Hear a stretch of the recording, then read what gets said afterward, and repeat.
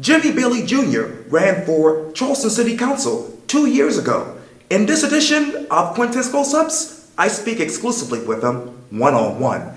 And be sure to download the free Quintin's Close-Ups app in your Apple or Google Play stores. But Jimmy, it's been what, 2 years? Been a long time. Wow. Who is Jimmy these days? Oh God, he's still the same busy guy he was then. 3 young children, getting them to and from all their activities, and sometimes I think summer's actually worse because there's not as much routine. Nice. But yeah, staying busy. Yes, indeed. Speaking of business, let me talk to you about a couple of current issues. Okay. And this is an issue that everyone's talking about. The Charleston School Board members give themselves each a $14,000 raise. That was the headline from abcnews4.com. The article reads like this, quote, Charleston County School Boards is getting a significant raise after giving final approval Monday to their own proposed salary increase. Board members voted 4-2 for their own raise and a second and final reading of the motion Monday. It originally passed first reading in June with a 5-2 vote. Tell me this, Jimmy, what does the 4-2 vote tell you? I don't know what the tally really tells me, but first of all, I think the school board does deserve a raise, but it seems like they went about it in a process that perhaps could have been a little bit better. First of all, the fact that not all the school board members were there and voting on it, I think that's problematic. The fact that it didn't go through its normal process is problematic.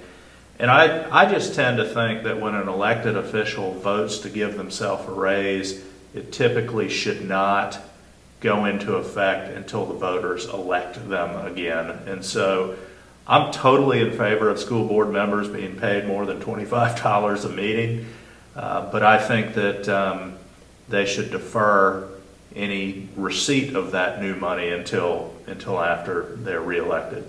Matter of fact, State Senator Chip Quintin, according to ABC News 4, calls the Charleston County School Board vote to raise own salary unlawful.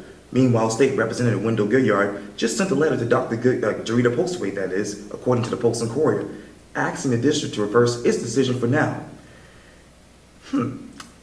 If you were a state lawmaker right now, what would you do? Well, Senator Campson, I believe he is a lawyer. Is that correct? I'm not a lawyer, and I'm not familiar with the state law. Okay.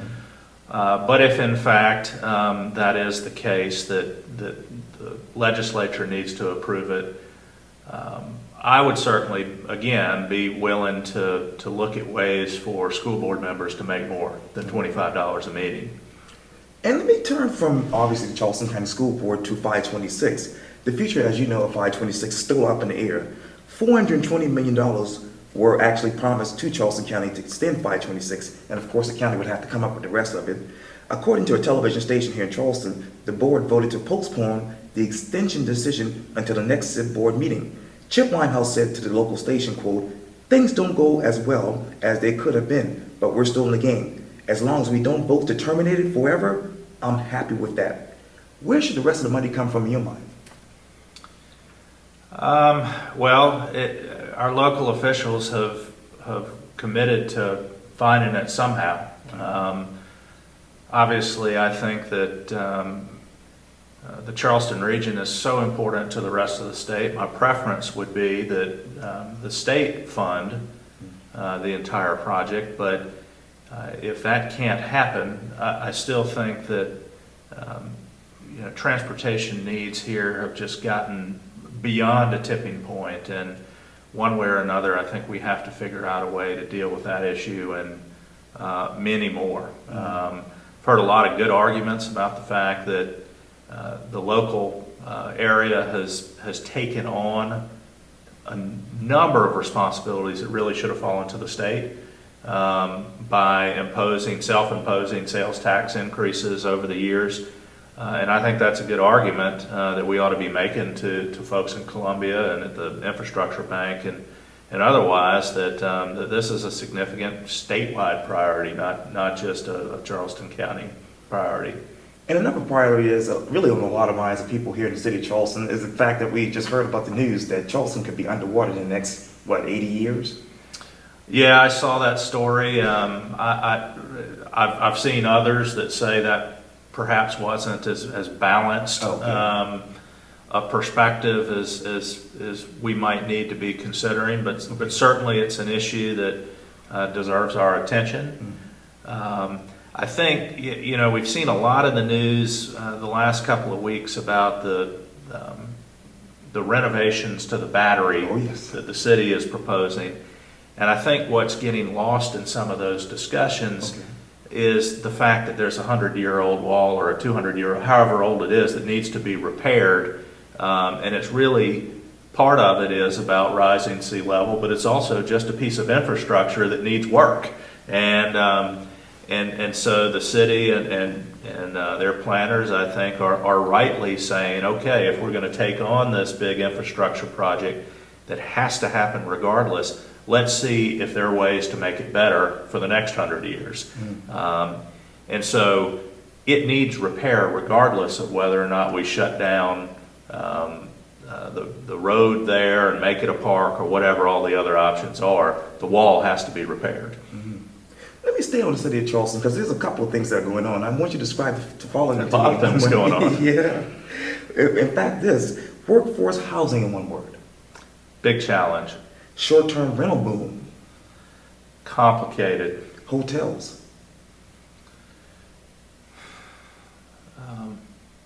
I can't, there's so many of them, I can't say one word. It's just out of control. Development on James Island.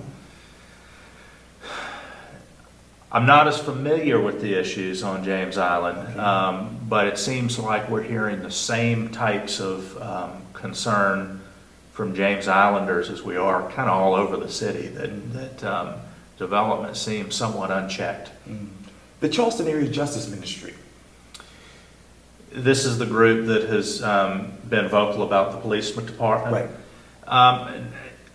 Not terribly familiar with the specifics of what they advocate, other than they, I believe, like all of us, want quality police protection and a safe city.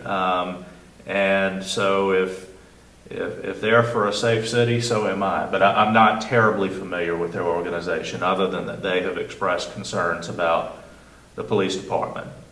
And I haven't interviewed you, I guess, in 2 years. But tell me this, as we sit here right now, what is the future for Jamie Bailey Jr. in your mind? Quintin, I'm just trying to make a living and raise children right now. I ran for office a couple of years ago and made a good run at it, made the runoff, but fell a little short. And so I don't know if a political campaign is in my either. I don't think it's in my near future, perhaps somewhere down the road, but I'm just not sure. My children are 11, 7, and 6, Wow. And they keep us pretty busy. Oh, I bet they do. Well, Jimmy Bailey Jr., thank you so much for this time. I really appreciate this. Well, I'm glad that you think people care about my opinion. Sure. Yes, they do. Absolutely. Yeah, man. I thank All right, you for Quintin. this. Take care. You too.